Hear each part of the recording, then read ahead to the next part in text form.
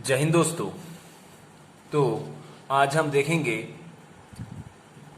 Dividend policy chapter में एक model है that is Gordon's model and उसके अंदर एक छोटा सा कॉन्सेप्ट है। ठीक है, वो है a bird in the hand is worth than two in the bush. A bird in hand मतलब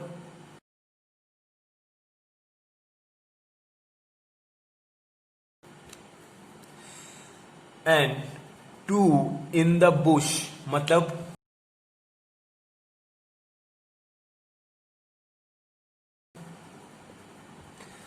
तो आपने समझ लिया होगा कि यहाँ पर क्या बोलना चाह रहा है।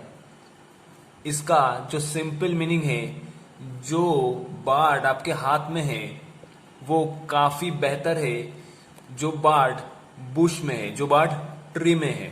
ठीक है, एक बर्ड अगर आपके पास है वो बहुत ज्यादा बेटर है दो बर्ड जो कि बुश में है।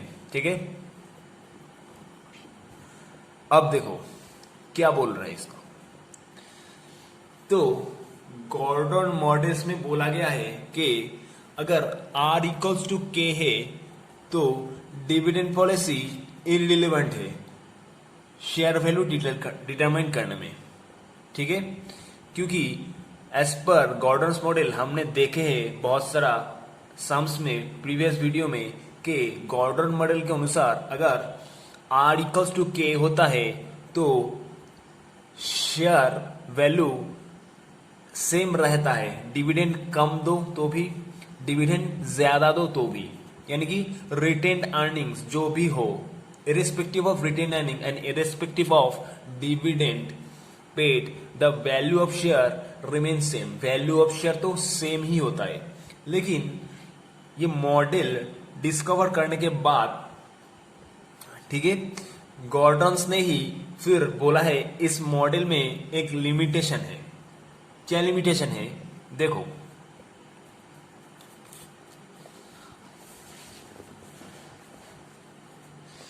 इन्वेस्टर्स जो है, मैं एक कंपनी में इन्वेस्ट कर रहा हूं, ठीक है। इन्वेस्टर जो है वो हमेशा हमेशा रिस्क अवॉइड करना चाहता है। ठीक है, वो क्या चाहता है, अगर उसके पास दो ऑप्शन है, एक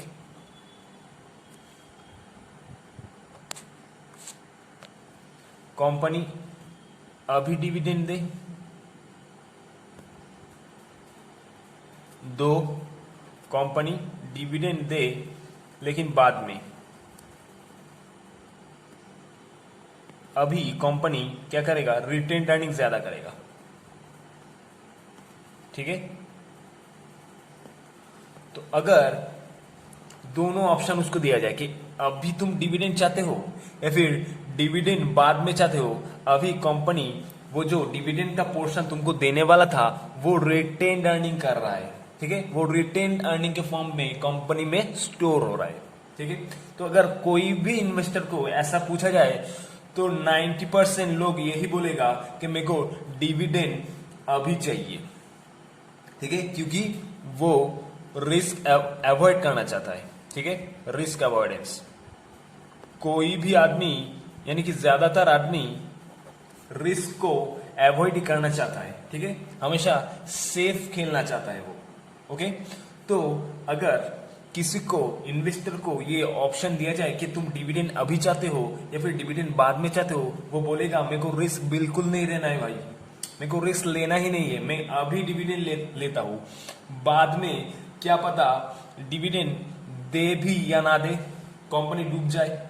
ठीक है, बाद में क्या पता अभी जो डिविडेंड अगर दे रहा है मान लो 10 रुपए पर शेयर, तो बाद में क्या पता इस डिविडेंड दे केवल 5 रुपए पर शेयर, ऐसा भी अमाउंट ऑफ डिविडेंड भी कम हो जा सकता है।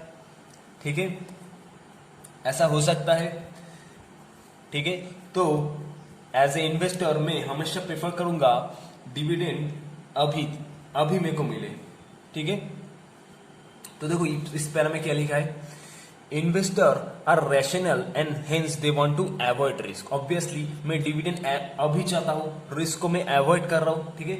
पेमेंट ऑफ डिविडेंड करेंटली मतलब अभी अगर कंपनी डिविडेंड पे करे, remove the risk of uncertainty of getting dividend in future, बाद में जो डिविडेंड मिल सकता भी है कि या नहीं, इसका जो रिस्क है, अनसर्टेनिटी है, उसको अवॉइड करता है। Okay, both with respect of timing as well as amount, future dividend is uncertain, मैंने अभी भी बोला, ठीक है।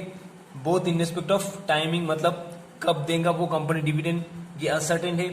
कितना पोर्शन देगा डिविडेंड, ये भी अनसर्टेन है, ठीक है।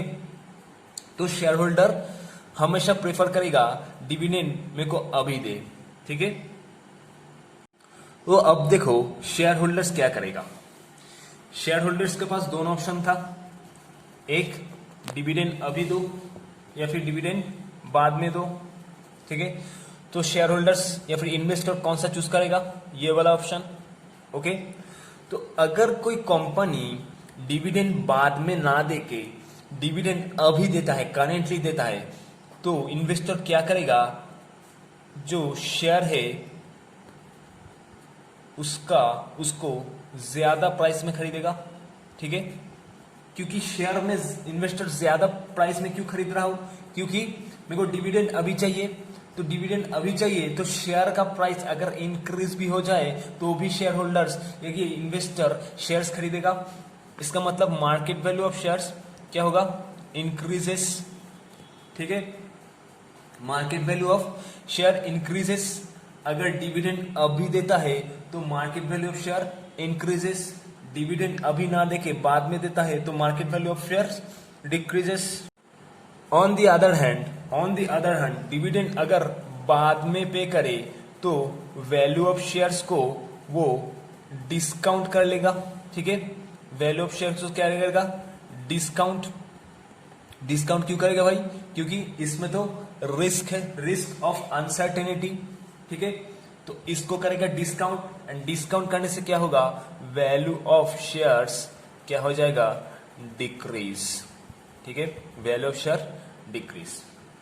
तो देखो गॉर्डन्स मॉडल का, गॉर्डन्स ने पहले क्या बोला था, अगर R इक्वल्स टू K होता है तो dividend is irrelevant in determining shares. Dividend अभी दो, कम दो, ज्यादा दो, कोई फर्क नहीं पड़ता, वैल्यू ऑफ शेयर सेम रहेगा। लेकिन हमने जब प्रैक्टिकली इसको एनालाइज किया तो हमने देखे कि अगर कोई कंपनी अभी प्रेजेंट में डिविडेंड देता है instead of paying dividend in future, तो उसका शेयर प्राइस क्या होता है, increase. On the other hand कोई कंपनी है जो डिविडेंड दे रहा है बाद में, फ्यूचर में, इंस्टेड ऑफ प्रेजेंट, तो उसका वैल्यू ऑफ शेयर्स क्या हो जाता है, इंक्रीज। उसको share holders discount rate apply करके वैल्यू ऑफ शेयर कर लेता है डिक्रीज, ठीक है, अगर मेरे को डिविडेंड बाद में मिले, ठीक है। इसीलिए बोला है bird in hand is worth, a bird in hand is worth than two in bush, मतलब मेरे हाथ में जो बर्ड है, ठीक है, ए बर्ड मतलब वन बर्ड इन हैंड, इसको हम क्या बोल सकता है, गेटिंग डिविडेंड नाउ, ठीक है। जो अभी मिल रहा है उसको अभी ले लो, ठीक है, वो ही बेहतर है। जो अभी प्रेजेंट में मिल रहा है, आज में जो मिल रहा है, क्या पता कल मिले भी ना मिले, तो जो अभी मिल रहा है वो ही अच्छा है, वो ही बेटर है, rather than two in bush, ठीक है। मतलब गेटिंग डिविडेंड इन फ्यूचर, ठीक है, गेटिंग डिविडेंड इन फ्यूचर, और ये getting dividend in past, sorry present. A bird in hand, that is one bird in hand, मतलब अभी का जो डिविडेंड है is better, is worth than two in bush, मतलब जो बर्ड बुश में बैठा हुआ है, यानी कि जो डिविडेंड मेरे को फ्यूचर में मिल सकता है, इसका कोई गारंटी नहीं है कि वो डिविडेंड मिलेगा, ठीक है। तो a bird in hand is better than two in a bush, यही इसका कंक्लूजन है। Hope you have understood.